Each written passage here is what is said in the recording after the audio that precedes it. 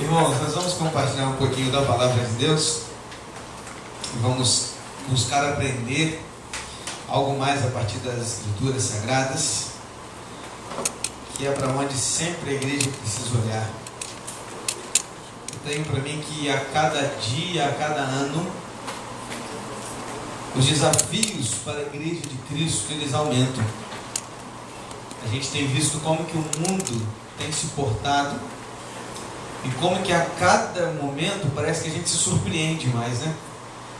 Parece que a gente se surpreende com a maldade do ser humano, a gente se surpreende com a tamanha ousadia das pessoas em irem contra Cristo, contra a palavra de Deus, em se levantarem mesmo, né? Levantar bandeiras desejosos de rasgar a Bíblia e de acabar com ela, né? A gente tem visto muito isso. E eu vejo que há um grande desafio para a igreja de Cristo.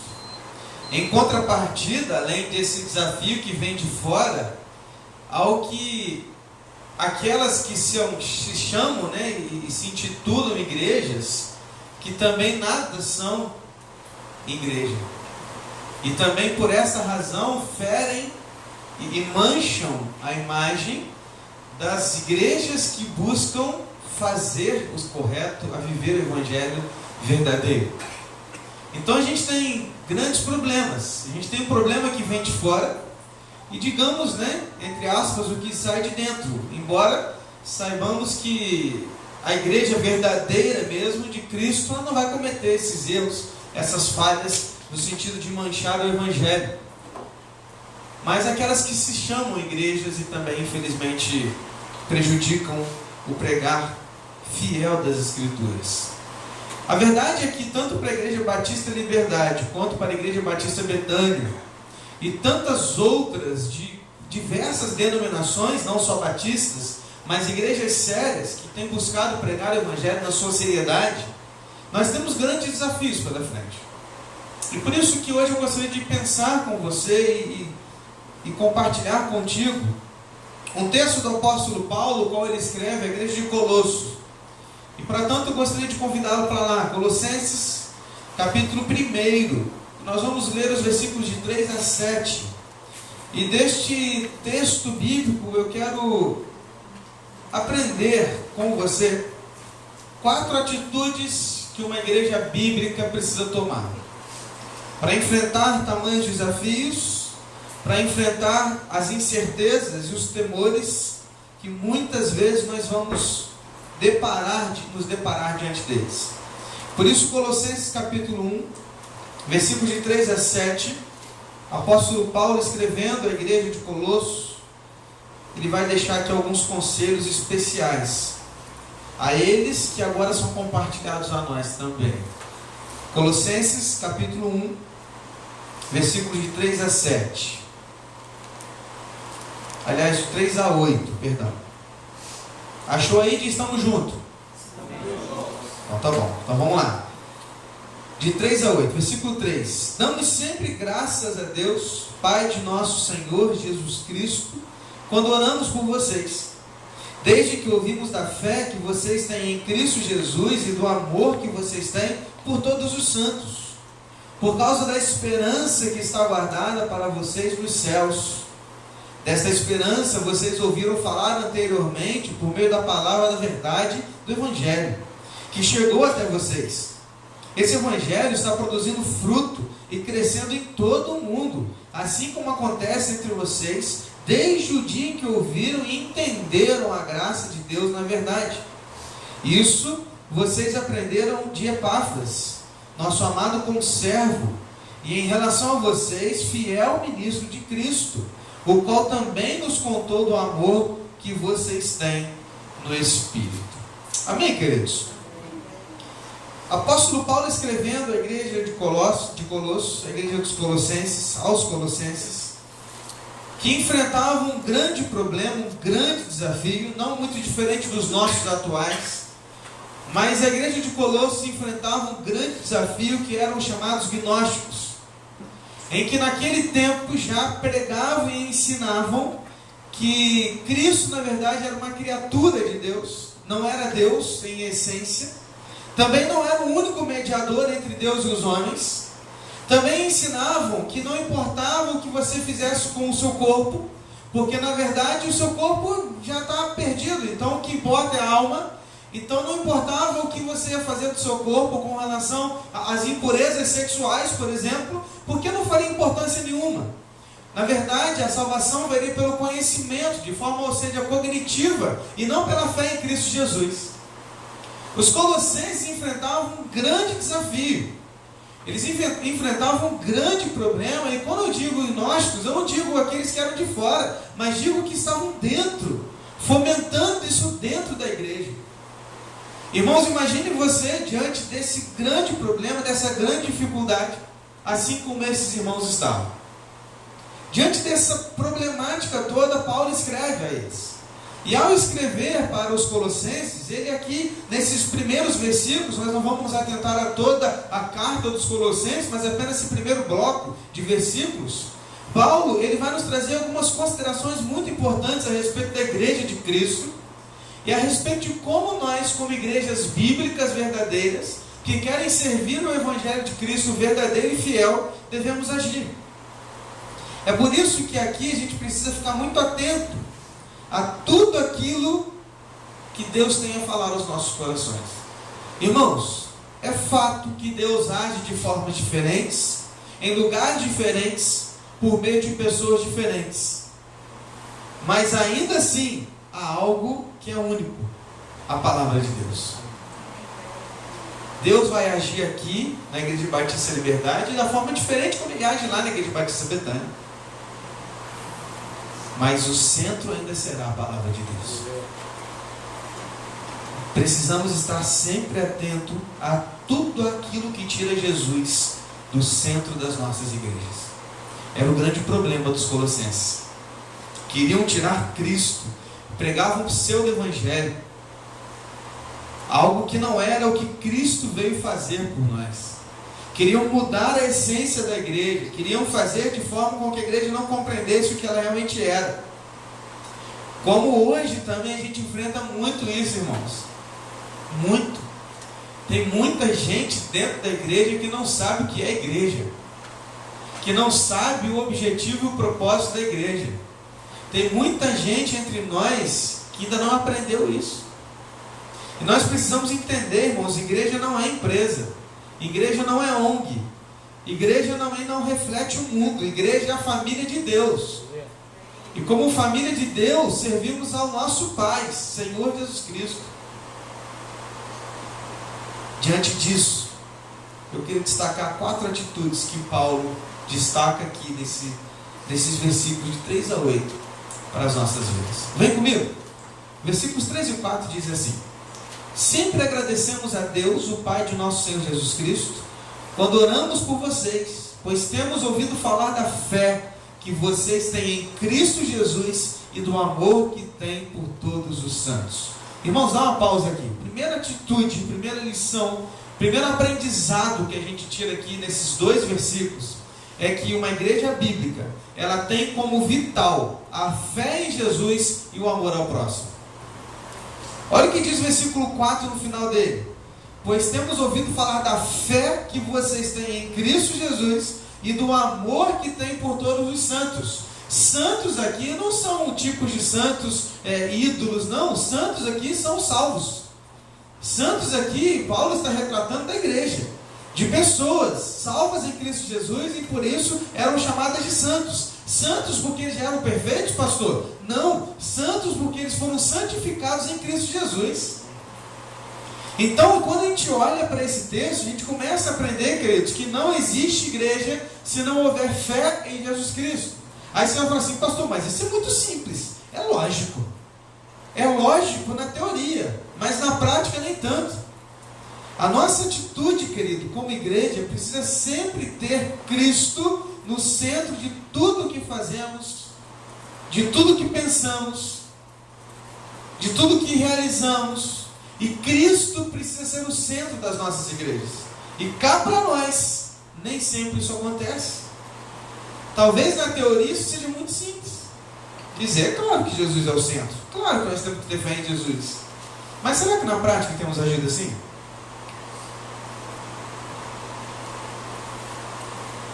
Paulo diz que eles davam testemunho da sua fé em Cristo. E eu me pergunto, será que como igreja de Cristo temos dado testemunho verdadeiro da fé que temos em Cristo? Vamos pensar em alguns passos práticos disso.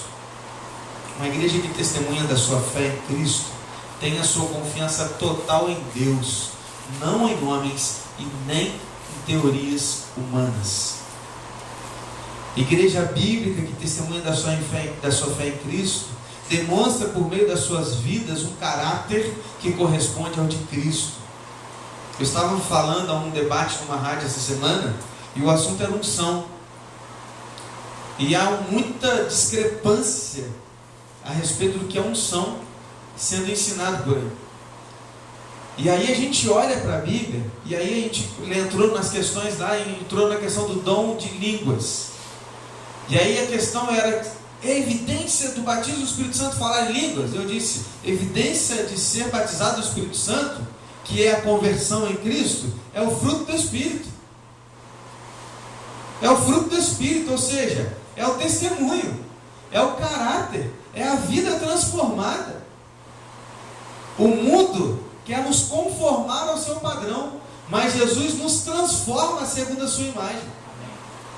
Então o que aprendemos aqui, queridos, é que como igreja de Cristo, precisamos testemunhar da nossa fé, matando o nosso eu, permitindo que Cristo viva em nós. É a substituição da nossa vida pela vida de Cristo. Uma igreja bíblica, fiel às Escrituras, ela morre para si mesma e Cristo passa a viver em nós. Amém? E o resultado disso, pastor? Amam pessoas. Igreja que tem a sua fé em Cristo ama os santos. É o que Paulo continua dizendo. Não estou falando em passar a mão na cabeça de ninguém. Não estamos falando de amar pecados, mas pecadores. E amar pecadores significa apresentar a eles Jesus Cristo como o único caminho, verdade e vida. Igreja bíblica ama os santos, cuida dos seus, não julga nem aponta o dedo, mas ora e exorta em amor, na palavra, disciplina quando necessário, porque somos família, família de Deus. Por isso nos chamamos de quê? Irmãos. Boa noite, irmão. Boa noite, irmã. Passa no mercado, ô irmã. Alguns dizem a paz do Senhor. Nós nem tanto, né? Nós somos mais o boa noite, bom dia, boa tarde. Mas é como nós nos conhecemos, como irmãos. Podemos nem saber o nome dele, mas se a gente já viu na igreja, a gente chama de quê? Irmão. Porque somos família. Família cuida um dos outros. Até briga tem lá, e briga, né? Mas sempre se acerta, se perdoa, se ama, se cuida. Na hora que, né, vamos pensar aqui na nossa época de adolescentes e crianças, quando íamos à escola, né? E quando alguém mexia com o nosso irmão, você podia estar até brigado com ele, né? Mas quando mexia com o nosso irmão, se você é o irmão mais velho, você ia lá tirar satisfação nele. Não, meu irmão não. Não vai mexer com meu irmão não. Está mexendo comigo. Por quê? Família. Será que fazemos o mesmo com os nossos irmãos da fé? Na hora que alguém fala mal do irmão lá fora, fala mal do meu irmão não, que ele é meu irmão em Cristo. Ah, mas você não sabe o que foi. Se ele fez alguma coisa, vamos lá conversar com ele agora. Vamos? Não, eu não vou não. Falei, então para de falar dele. Devemos defender os nossos irmãos, porque somos irmãos em Cristo. Amém, queridos? Isso é igreja bíblica, porque quem não ama seu irmão a quem vê, não pode dizer que ama a Deus a quem não vê. Igreja bíblica tem fé centrada em Cristo e transmite isso no amor às pessoas. Segunda atitude está no versículo 5 e é o início do 6. Diz assim: por causa da esperança que lhes está reservada nos céus, a respeito da qual vocês ouviram por meio da palavra da verdade, o evangelho que chegou até vocês. Igreja verdadeira, bíblica, tem como atitude a segunda aqui, que é receber e amar a palavra de Deus, não negociar o Evangelho. Não negociamos o Evangelho de Cristo. Antes de qualquer ensino, seja dos gnósticos como os colossenses enfrentavam, seja qualquer outra teoria que o mundo tenta enfiar dentro das nossas igrejas, nós não negociamos o Evangelho de Cristo. Não podemos negociar. A igreja bíblica recebe, conhece e ama a palavra de Deus. Uma igreja que não negocia o Evangelho, não abre mão da palavra de Deus.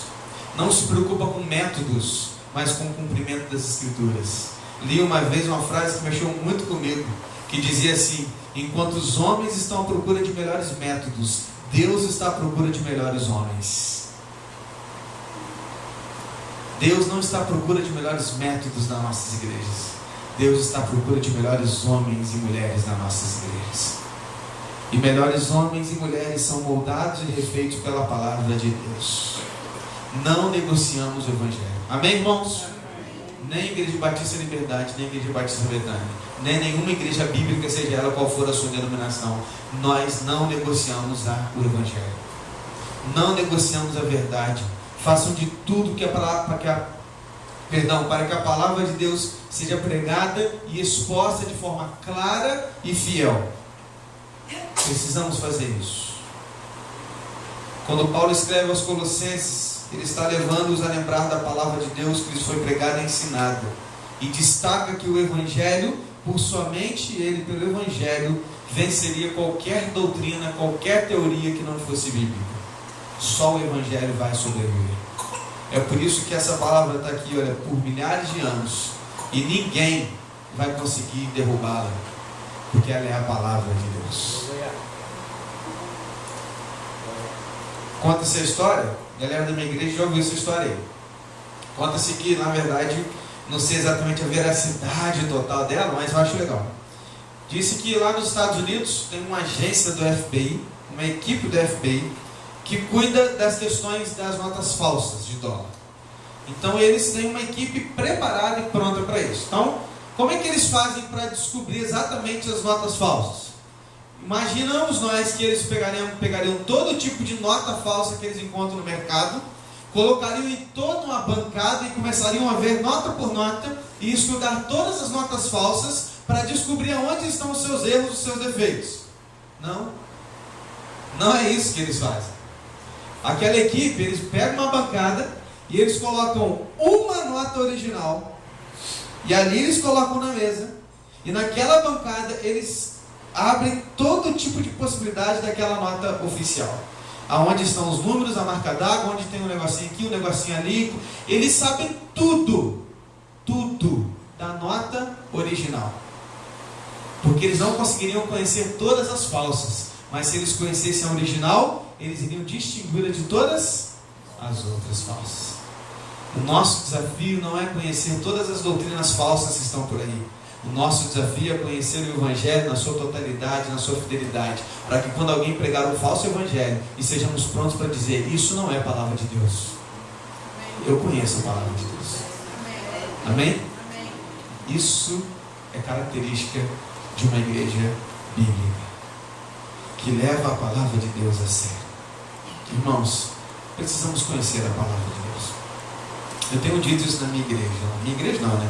Na igreja onde eu pastorei, Igreja de Cristo. Eu tenho dito isso lá, irmãos. Falei quarta-feira agora. Queria ver você chegar domingo em casa, almoçar, ir embora para casa e só almoçar de novo no outro domingo. Tem moral? Não comer nada durante a semana. Comer domingo, e aí você come aquela refeição. Pega aquele churrasco na casa do seu sogrão, né? Vai lá e come aquela carne. Deu certo, né? Aquela carne, come bastante, aquela farofinha top, cheia do bacon lá. E você vai comendo, né? Toma aquele litrão de coca. E aí depois que você acabou tudo no domingo, você vai embora para casa. E segunda você não toma café, você não almoça e não janta. Terça você não toma café, não almoça e não janta. Quarta você não toma café, não almoça. Alguém aguenta? Você aguenta? Depois do churrasco na casa dele. Aí dá, né? Então o churrasco é bom. Eu quero ser convidado no dia desse churrasco aí. Gente, nós não conseguiríamos ir trabalhar, ir para a faculdade ou fazer qualquer coisa se não nos alimentarmos todos os dias. E por que queremos ser alimentados da palavra apenas no domingo? Porque achamos que é necessário apenas a pregação pastoral do domingo à noite. Porque achamos que é necessário apenas a exposição das Escrituras de um único dia da semana. E depois chegamos em casa, colocamos a nossa Bíblia em qualquer canto e sequer encostamos nela. Precisamos ir para a palavra todos os dias para nos alimentar dela. Porque é ela que nos fortalece. Amém? Igreja bíblica ama e valoriza a palavra de Deus e não negocia o Evangelho. Terceira característica, terceira atitude de uma igreja que caminha segundo as Escrituras, está no versículo 6, na continuidade dele, diz assim: por todo o mundo este Evangelho vai frutificando e crescendo, como também ocorre entre vocês, desde o dia em que ouviram e entenderam que a graça de Deus em toda a sua verdade. Terceiro, como resultado, uma igreja bíblica produz frutos e crescimentos sadios. A igreja não vive correndo atrás de números e resultados, não somos empresa. Mas a igreja bíblica colhe frutos e um crescimento sadio conforme vai se aprofundando e vivendo a palavra de Deus. Há um tempo eu vi o pastor Antônio Mendes, pastor da primeira igreja batista de Atibaia, dizendo o seguinte: o povo está cansado do circo, ele está buscando igrejas que vivem a seriedade da palavra de Deus. Há uma migração muito grande de pessoas que estão saindo de igrejas que não são bíblicas à procura de igrejas que pregam a verdade. E nós precisamos estar prontos para isso. E como resultado vamos produzir frutos e crescimentos sadios. A igreja de Cristo não precisa de fertilizante para fazer frutificar e crescer mais rápido. Não estamos preocupados com crescimento rápido ou com números, mas estamos preocupados com uma transformação verdadeira de vidas. E isso só vai acontecer quando pregarmos o Evangelho verdadeiro, vivermos o Evangelho na prática, amarmos as pessoas como Cristo nos amou e não negociarmos o Evangelho como temos falado aqui nessa noite. A igreja de Colossos frutificava e multiplicava a partir do Evangelho. Paulo se alegrava ao saber disso. Está escrito aí, aí em vocês também tem acontecido isso, frutificando e crescendo. Meu desejo é que as nossas igrejas, tanto de Liberdade quanto Betânia, cresçam produzindo frutos verdadeiros que permaneçam para a eternidade. Que tenham um crescimento sadio segundo o Evangelho de Cristo. Que este bairro, que esta cidade sejam cada vez mais impactadas pelas nossas vidas, a começar em cada um de nós um avivamento pela palavra de Deus. É por isso que Jesus Cristo, lá em João 15, versículos 4 e 5, disse: permaneçam em mim e eu permanecerei em vocês. Nenhum ramo pode dar fruto por si mesmo, se não permanecer na videira. Vocês também não podem dar fruto se não permanecerem em mim. Eu sou a videira, vocês são os ramos. Se alguém permanecer em mim e eu nele, esse dará muito fruto, pois sem mim vocês nada podem fazer. A questão é: que frutos você tem dado ao decorrer da sua vida cristã? Porque quando falamos assim, jogamos a responsabilidade para a igreja como um todo, né? A igreja Batista Liberdade, a igreja Batista Betânia. Não, agora eu estou falando de indivíduos. Igreja como indivíduos, o que frutos eu pessoalmente tenho dado a partir da permanência que eu estou em Cristo? Porque a Bíblia é muito clara e evidente: daremos frutos se estivermos em Cristo e Ele em nós. É aquela velha história da árvore frutífera, lembra? Ninguém taca pedra em árvore que não dá fruto. Só tacam pedra e bambu nas mangueiras cheias das mangas em novembro e dezembro. Naquelas que não tem nenhuma, ninguém olha, essa aí não serve para nada. Se estamos dando frutos, prepare-se para as pedradas, prepare-se para as bambuzadas, elas virão.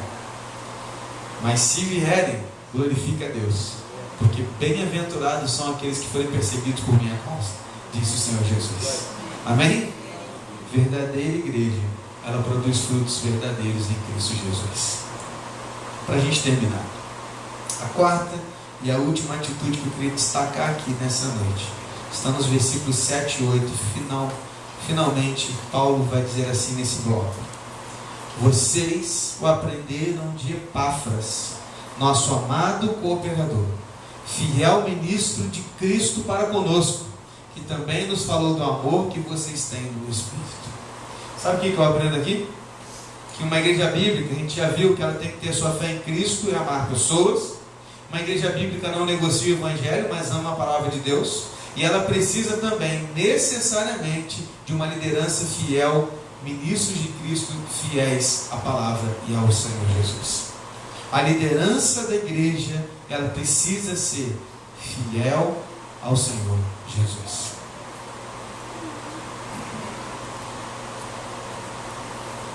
Às vezes colocamos essa responsabilidade muito nos ombros apenas do pastor.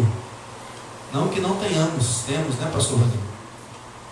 Pesa sobre os nossos ombros uma grande responsabilidade como pastor, chamados por Deus para um ministério específico da palavra. Mas compartilhamos também dessa responsabilidade com a liderança da igreja de Cristo. Toda a liderança da igreja ela precisa ser fiel ao Senhor Jesus. Paulo destaca aqui um homem chamado Epáfras, e ele chama Epáfras de um amado cooperador e fiel ministro de Cristo. Cooperador vem do grego sundulos, que é literalmente co-escravo. É alguém que serve o mesmo mestre ao lado de outro escravo. Então Paulo está dizendo o seguinte: eu sou escravo de Cristo, Epáfras é co-escravo comigo, ele serve a Cristo ao meu lado, juntos estamos servindo ao Senhor. Que Paulo está querendo dizer, queridos, é que Epáfras aqui, ele era um ministro fiel, um servo, um escravo fiel a ele, como escravo também, e ao Senhor Jesus, o Senhor deles. Ele vem dizer ainda que a palavra ministro vem aí do diáconos. Conhecemos bem essa palavra. Diáconos é aquele que executa os pedidos de um outro senhor. É um servo. Ou seja, estamos aqui para servir a Cristo, servindo aos outros, executando as ordens de Deus. Fiel vem da palavra pistos, que é uma palavra usada também para crente verdadeiro. Ou seja, a liderança da igreja, ela precisa ser co-escrava ao lado do pastor, porque somos escravos de Cristo, servos dos servos, porque é para isso que existimos, crentes verdadeiros e fiéis ao Senhor Jesus. Uma liderança assim é a liderança que a igreja precisa, tanto na Igreja Batista Betânia quanto na Igreja Batista Liberdade, em qualquer igreja de Cristo nessa face da terra. Igreja, precisamos cuidar bem da nossa liderança, em especial pela vida dos seus pastores, para que o mesmo tenha alegria em servir a Deus, servindo a igreja. Cuidem da família dos seus pastores, porque ela é o primeiro rebanho dele. Se o pastor não tiver família, ele não tem pastoreio. Sustentem de maneira digna e invistam no crescimento espiritual e cognitivo dele e de toda a liderança da igreja. Liderança, pastores, sejamos fiéis ao Senhor que nos chamou. Nunca nos esqueçamos, somos co-escravos de Cristo, servindo uns aos outros no